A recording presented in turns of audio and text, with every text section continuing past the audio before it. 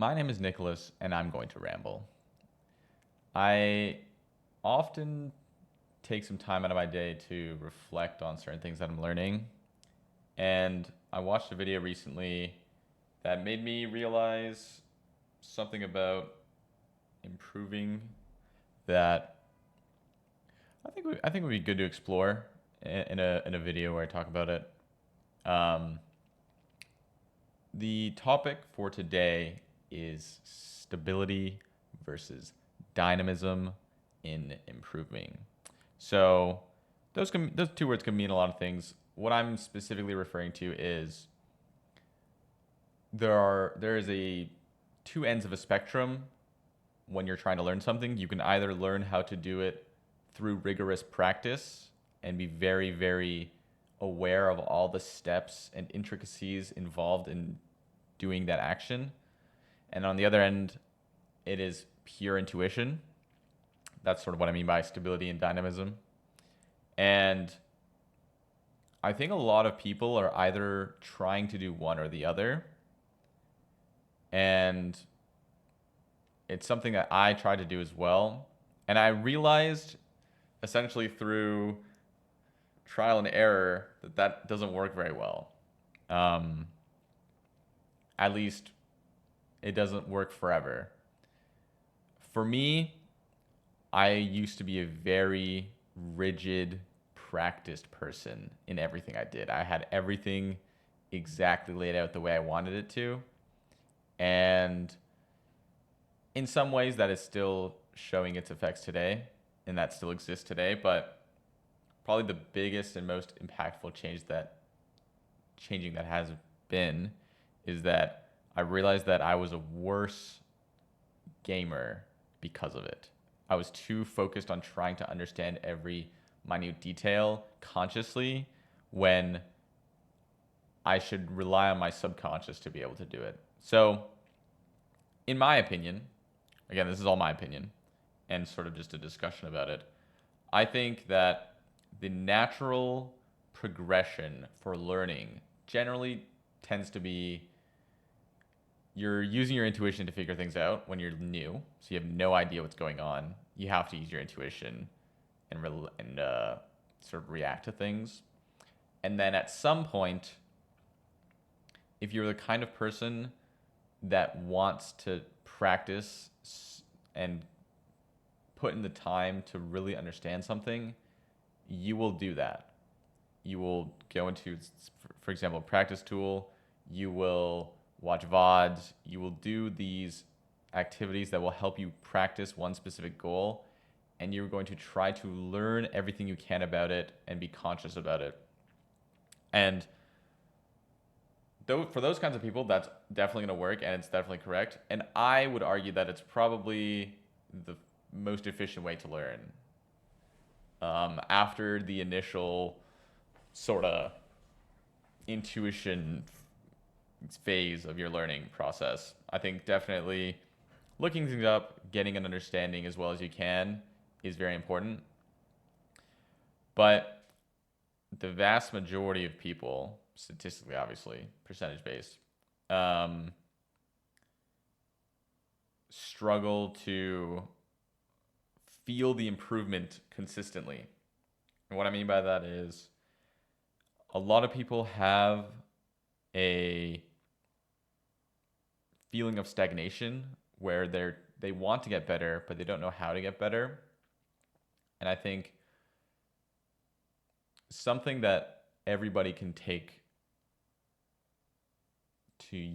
for themselves to get better is trying to do more of what you're less naturally inclined to do so if you're more of an intuitive person, it would be beneficial to you, in my opinion, to spend some time to really think things through consciously, to figure out the details and steps you take or need to take in order to do something properly, to see where your intuition is failing consistently.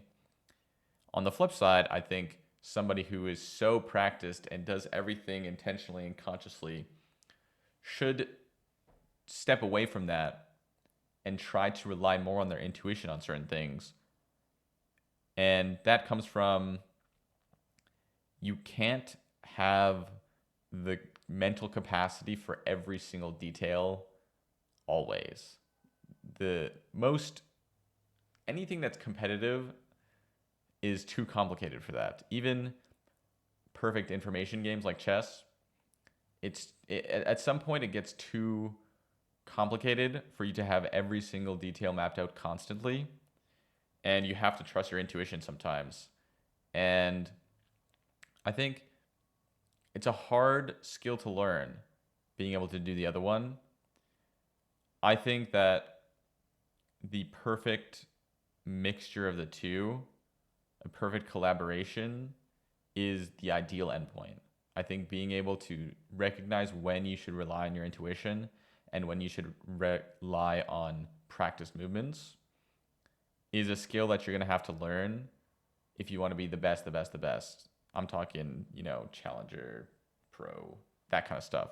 But if you want to increase your current rank, I think a very easy way to do that is trying to step out of your comfort zone and allow yourself to improve a skill that you've never tried to improve as much. I think, to me, it's interesting that I had come to a very similar conclusion, that I needed to be less practiced and rigid and more fluid and intuitive.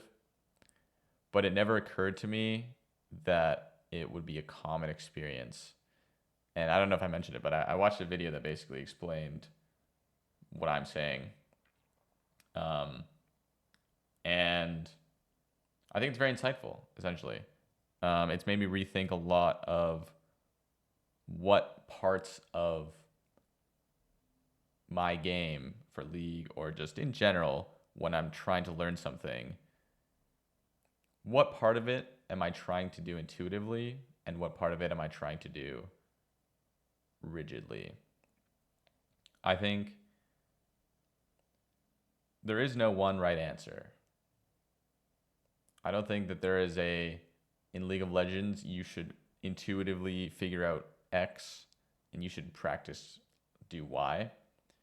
I think there are always going to be exceptions. And I would argue that different people will just have different things that they should do one or the other with. So I think the best reasoning for using perfect information is I think the best reason for using practice movements is if you have perfect information, because then there isn't really a quick decision you have to make. If you have all the information, you can decide with time. But I think even in those situations, sometimes there are too many factors to consider. And that's why intuition is sort of important. Or the opposite. Or sometimes you can reason something, but intuitively feel that it's wrong. And trusting your gut is really, really important. It's very good practice to trust yourself in everything that you do. Because it's much more likely that you'll be accurate regardless of the way you think. So if you feel like something is going to go wrong, even if you think it's correct, maybe just don't do it. Case by case basis. But I think stability and dynamism are two opposite ends, kind of yin and yang like belief systems, where the complete whole is both together and at once. Okay, that's it for today.